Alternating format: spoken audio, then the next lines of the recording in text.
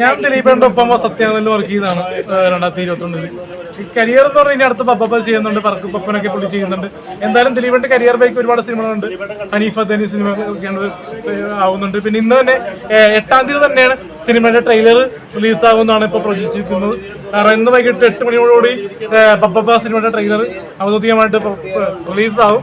കാരണം ഒരുപാട് പേര് പറഞ്ഞു റിലീസ് ഡേറ്റ് മാറ്റി വെച്ചു എന്ന് പറഞ്ഞു. പക്ഷേ എനിക്ക് കിട്ടിയ ഇൻഫർമേഷൻ വെച്ചിട്ട് എനിക്ക് ഫേസ്ബുക്കിൽ നിന്ന് കിട്ടിയ ഇൻഫർമേഷൻ ആണ് ഇന്ന് രാത്രി തന്നെ പപ്പയുടെ ട്രെയിലർ റിലീസ് ചെയ്യും. 6 മണി കഴിയുമ്പോൾ തന്നെ ഇതിന്റെ ട്രെയിലർ ലോഞ്ച് ചെയ്യുമെന്നാണ് അറിഞ്ഞത്. യൂട്യൂബിൽ വൈകാൻ തന്നെ. ഇനി അങ്ങോട്ട് നമുക്ക് പഴയ ജനപ്രിയ നായകനെ ജനങ്ങൾക്ക് കിട്ടുമോ? കിട്ടും. ജനപ്രിയ നായകൻ എന്നും പറയുമ്പോൾ ദിലീപേട്ടൻ തന്നെയാണ് പലരും എന്നെ പറയുന്നു. പക്ഷേ എനിക്കൊന്നും ദിലീപേട്ടനെ പോലെ അഭിനയിക്കാൻ പറ്റുമെന്ന് എനിക്ക് തോന്നുന്നില്ല. പക്ഷേ ദിലീപ് എന്ന നടനെയാണ് ഇത്രയും എഫോർട്ട് ചെയ്യാൻ പറ്റുള്ളൂ. ഓരോ കഥാപാത്രങ്ങളുടെ ഒരു തീഷ്ണത, അല്ലെങ്കിൽ കുഞ്ഞിക്കൂനാണെങ്കിലും പാണ്ടിപ്പെട്ടാണെങ്കിലും ചാന്തുപെട്ടാണെങ്കിലും മായാമോഹിനിയാണെങ്കിലും സൗണ്ടോമിയാണെങ്കിലും ദിലീപിന്റെ കരിയറിലാണ് ചെയ്യാൻ പറ്റുള്ളൂ. റൺവേ ആണെങ്കിലും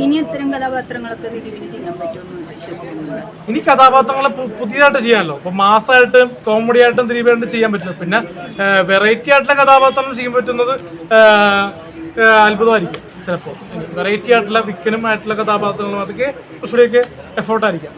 ഈ കേസ് പുള്ളിയുടെ ഒരു ആക്ടിങ്ങിനെ ബാധിച്ചിട്ടുണ്ടോ?